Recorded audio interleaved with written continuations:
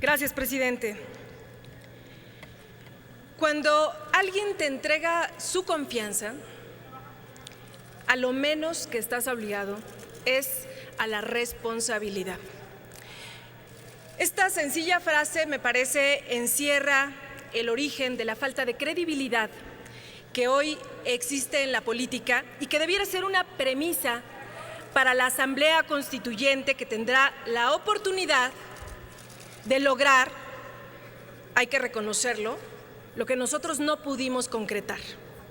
Una reforma del Distrito Federal que le sirva realmente a la gente, que siente bases sólidas para actuar con ética, para actuar con apego a la ley y que sirva, por supuesto, a la equidad, porque ambos son principios básicos de justicia.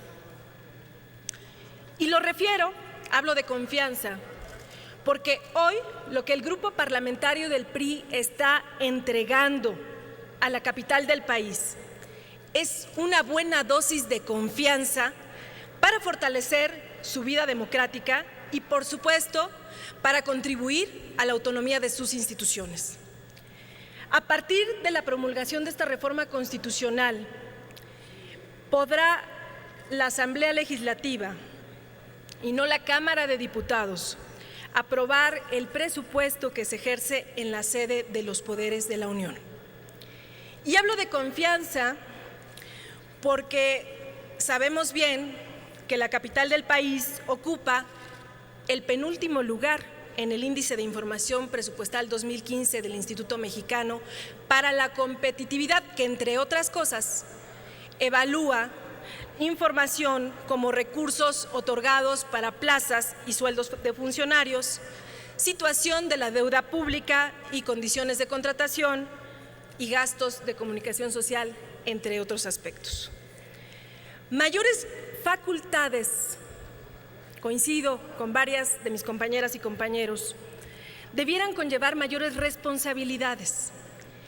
Y necesariamente la Asamblea Constituyente tiene que dar respuestas a retos como este, porque en el Pacto Federal, desde el resto de las entidades federativas, nos preguntamos cuánto más debemos o podremos aguantar una histórica inequidad presupuestal y fiscal, que no es un tema político, es un tema, esta inequidad, que impacta en la calidad de vida de millones de personas, no solo en la capital, en todo el país. Para muestra, permítanme recordar que este 2015, el Fondo de Participaciones del Presupuesto de Egresos, conocido como Ramo 28, que es de libre disposición, otorgó al Distrito Federal 65,000 millones de pesos para 8.5 millones de habitantes, mientras que en mi estado, el Estado de México, este ramo ascendió a 76,900 millones de pesos, sí, solo que estos millones de pesos van dirigidos a 16 millones de habitantes que tenemos en el Estado de México, prácticamente el doble de lo que hay en la capital. Pero no quisiera en esta intervención referirme solo a esta intensa y compleja relación que tenemos el Estado de México y la capital del país, a la que abrazamos geográficamente. Permítanme recordar temas como el Fondo de Capitalidad, que asciende a 3,000 millones de pesos. A partir de la aprobación de este Fondo de Capitalidad, y con argumentos, me parece, igual o más poderosos, las entidades fronterizas piden un monto igual para crear un fondo de migralidad. ¿Por qué? Porque reciben inmigrantes de otras entidades y de países que quieren cruzar la frontera hacia Estados Unidos.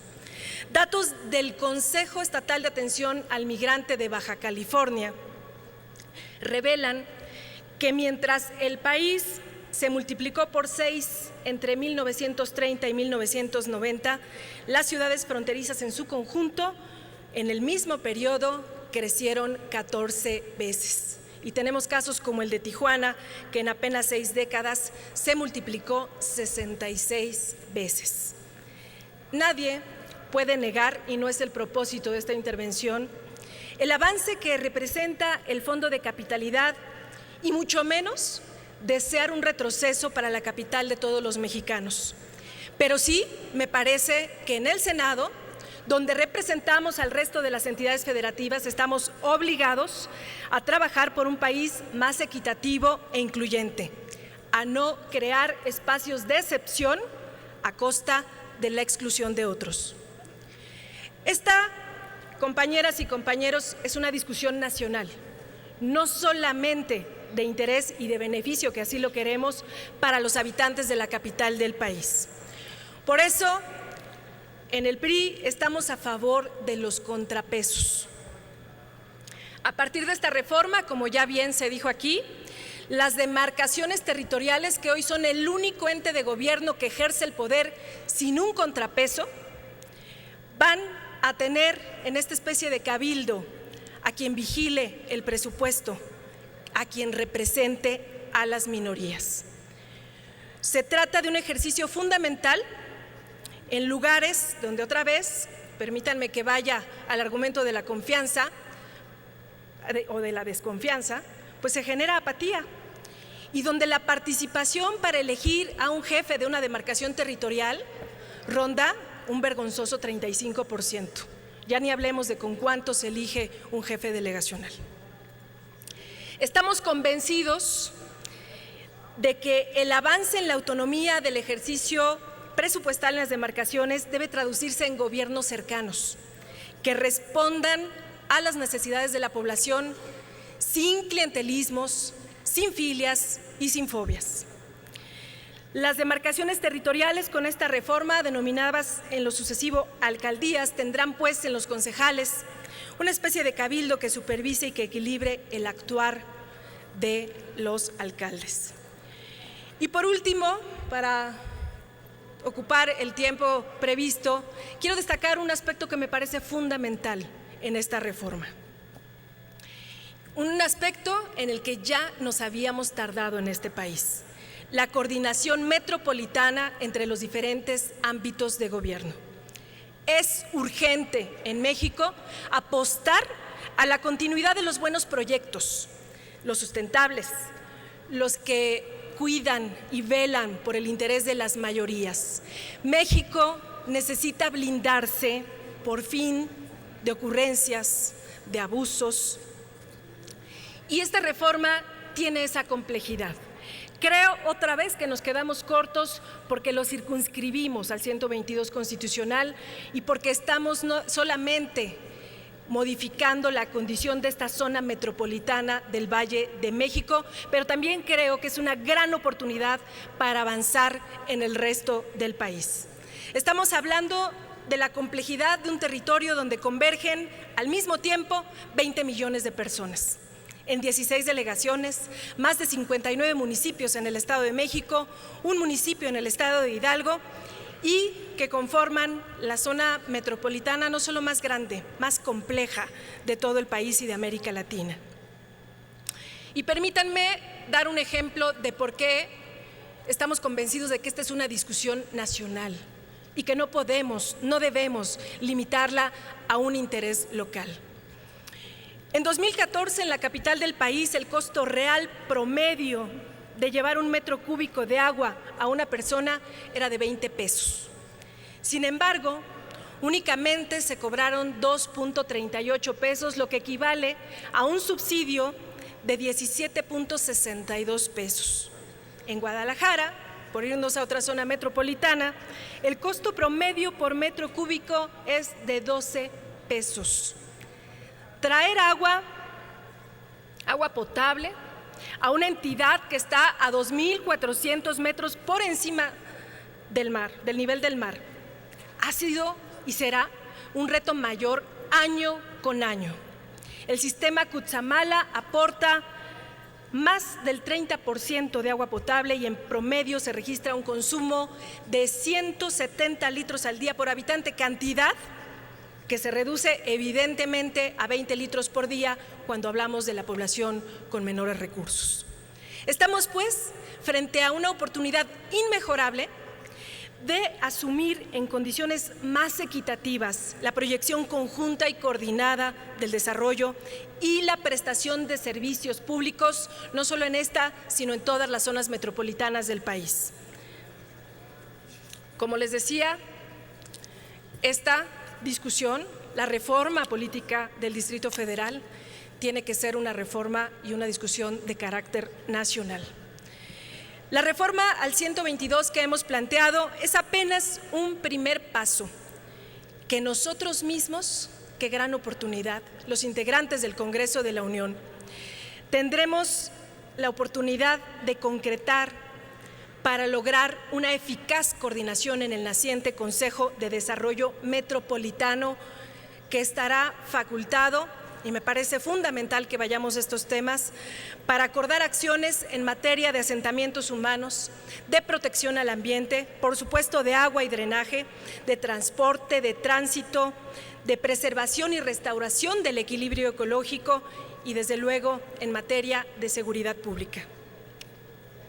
Esta reforma al 122 constitucional, entonces, deberá ser referente y parteaguas para que la reforma urbana que inició el presidente Enrique Peña con la creación de la Secretaría de Desarrollo Agrario, Territorial y Urbano, se concrete con un marco legal que vele porque en el resto de las zonas metropolitanas de este país pongamos fin, por favor, a las buenas intenciones, a la corrupción, a las omisiones de las que está plagado el desarrollo de nuestras ciudades.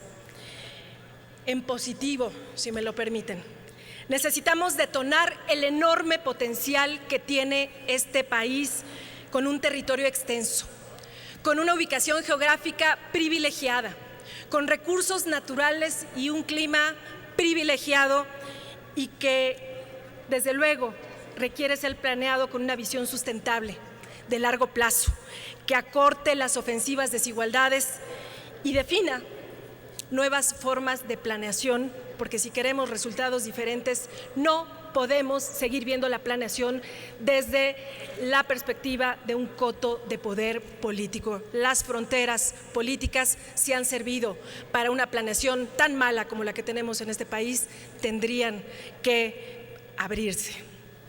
Celebramos, pues, en el Grupo Parlamentario del PRI la creación de este Consejo de Desarrollo Metropolitano, que por fin mandate a compartir responsabilidades, que deje de repartir culpas en temas tan importantes como el transporte, como la planeación, el ordenamiento territorial, como el agua, la propia necesidad de espacios públicos. El bienestar de todos no puede estar sujeto a vaivenes políticos. Y pongo un ejemplo: la zona metropolitana de Guadalajara había avanzado en la creación de un Consejo Metropolitano de Planeación. Hoy que hay un cambio político, se va por la borda una etapa y empezamos otra. Yo no digo que con malas intenciones, lo que creo es que necesitamos apostarle realmente a la continuidad y a la seriedad en la implementación de políticas públicas. A la capital del país, con esta nueva reforma, le decimos toda la confianza, pero toda la responsabilidad. Dependerá también de nosotros, desde el Congreso de la Unión, lograr una efectiva coordinación que deje atrás los pretextos y que garantice a las mexicanas y a los mexicanos de todo el país el derecho a la ciudad. Gracias, senadora.